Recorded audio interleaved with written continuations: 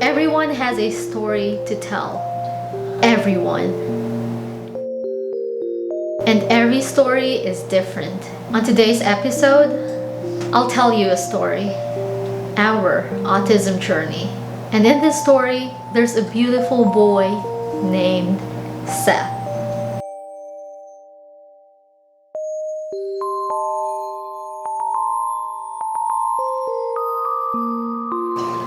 First, let's go back to May 2012. I was in Singapore when I found out that I was already pregnant with Seth.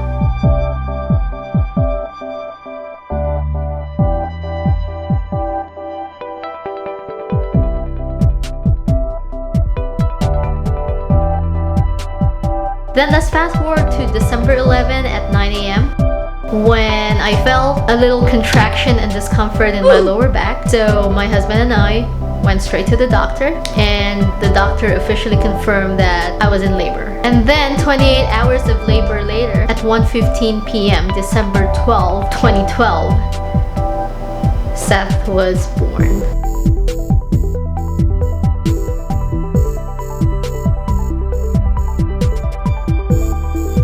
I will never forget the first time we ever laid eyes on each other. It was magical. It was beautiful.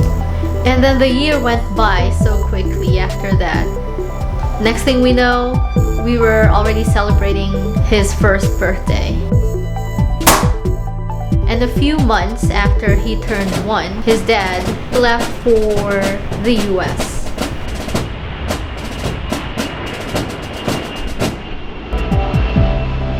So it was just me and Seth in the Philippines.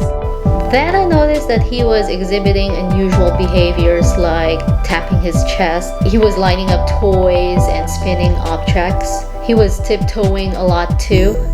And I noticed that he wasn't reaching his milestones too. He was nonverbal, he didn't have eye contact, and so many other things. So I decided to just seek for a doctor's opinion, and I was directed to a developmental pediatrician. And a few months after my husband's departure, Seth was diagnosed with autism spectrum disorder. He was only a year and 9 months old when he was given a label.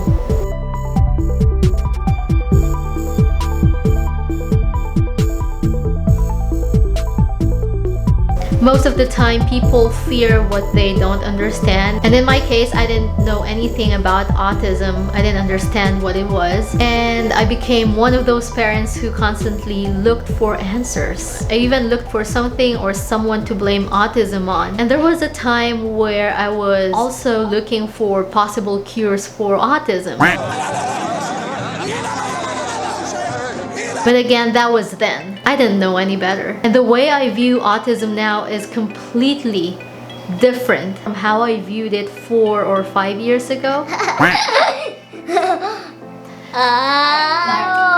So a year and a half after his diagnosis, that's when I realized that most of my decisions were fear-based when it came to raising Seth. No, don't. Stop doing it.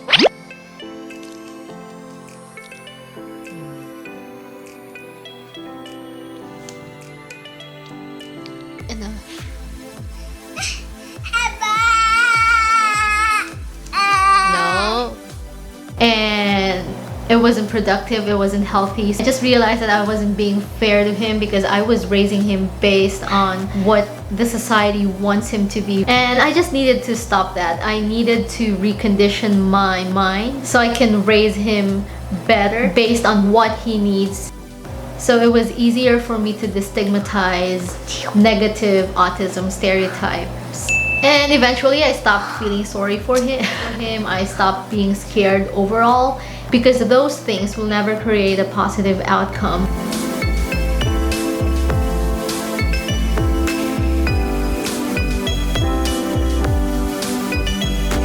And every child is different.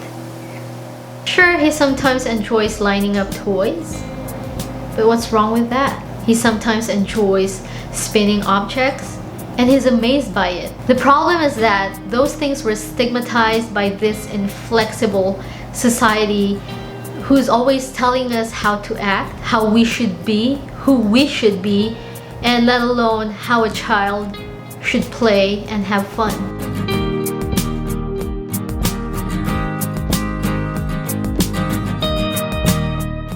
And Seth has different ways of enjoying life and having fun, and my job is not to fix him, but to fully understand and accept who he is. And with that shift of consciousness, with that mental reconditioning, it was easier for me to see more doors and create more paths for Seth to progress and succeed. And I'm not saying that I have an easy life with Seth. Raising a child on the spectrum is a challenge. It surely is.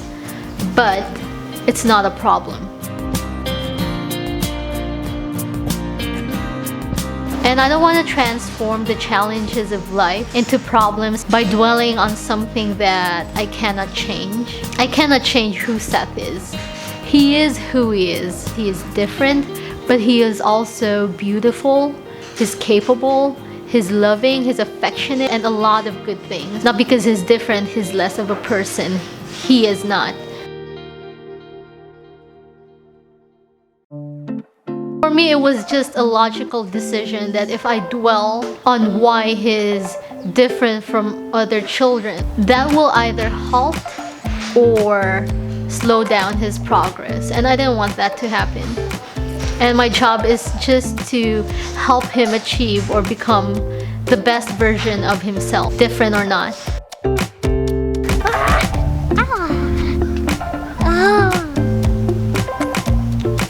I know that he will learn to embrace his quirkiness, and he will learn to love everything about autism, that there's no shame in it.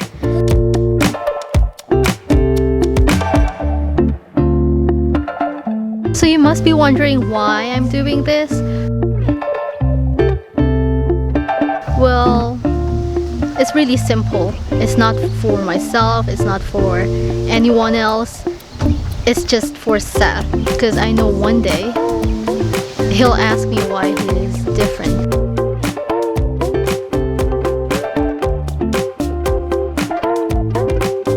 I'm gonna have to look him straight in the eyes and tell him that being different is okay, and I have to be sincere about it. And how will I convince my own child that being different is beautiful if I didn't believe that myself? So I needed to have that individual transformation so I can tell Seth that being different doesn't mean that he's broken, and that beauty comes in all shapes and forms, whether you're different or not.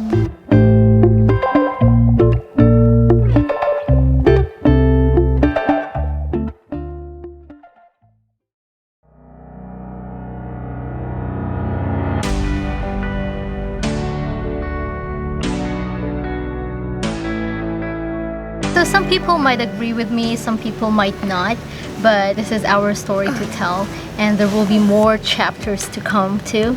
And I'm not here to convince you to change your view on autism. This is just how I feel towards it.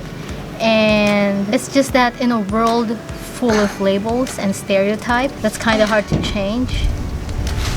I'm just here to show Seth that he can redefine his. And you can also redefine yours. So I'll see you again on our next episode. So hope you enjoyed our story, and hope to see you on our next chapter. Bye!